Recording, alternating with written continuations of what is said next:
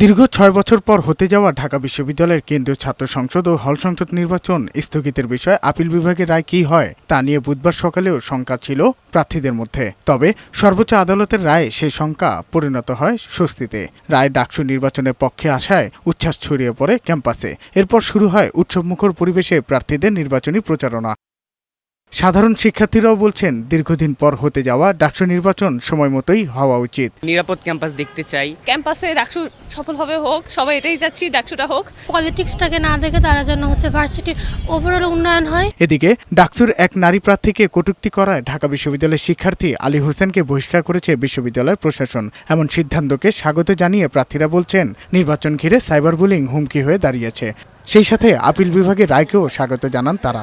সংগঠনগুলোকে আমি অনুরোধ করব তাদের দলের কর্মীদের, যারা কর্মী রয়েছেন, সমর্থক রয়েছেন বা নানা ফর্মে রয়েছেন, তাদেরকে যেন ট্রেন আপ করে যে একটা ইউনিভার্সিটিতে কীভাবে বিহেভ করতে হয়। সাইবার বুলিং কিন্তু এখন বড় ধরনের থ্রেড হয়ে যাচ্ছে।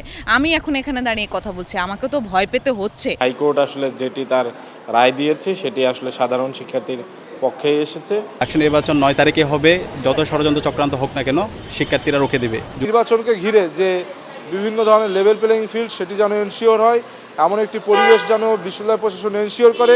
তবে ছাত্র শিবিরের প্রার্থী SM ফরহাদকে নিয়ে হাইকোর্টে যে রিট হয়েছে, আদতে তিনি ছাত্রলীগের কমিটিতে থাকা ওই ফরহাদই নন বলে দাবি উঠেছে। এক ভিডিও বার্তায় সে কথা জানিয়েছেন ফরহাদ নামে ছাত্রলীগের ওই সাবেক নেতা। সামাজিক যোগাযোগ মাধ্যমে যে ছাত্রলীগের যে প্যাডটা আর কি ঘুরছে, যে সহসভাপতি, সেটা ছাত্র শিবিরের ফরহাদের নয়, ওটা আমার।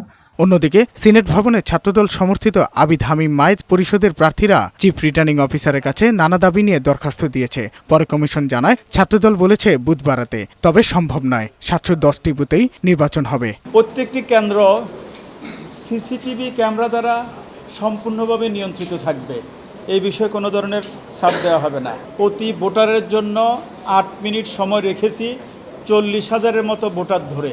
এছাড়া ভোট নিয়ে মধুর ক্যান্টিনে কথা বলে গণতান্ত্রিক ছাত্র সংসদ সমর্থিত প্যানেল বৈষম্য বিরোধী শিক্ষার্থী সংসদ। শিক্ষার্থীদেরকে ডাকসুর প্রতি, ভোটদানের প্রতি আগ্রহ করার জন্য, অনুপ্রাণিত করার জন্য যত রকম ব্যবস্থা সেটা আপনারা গ্রহণ করুন।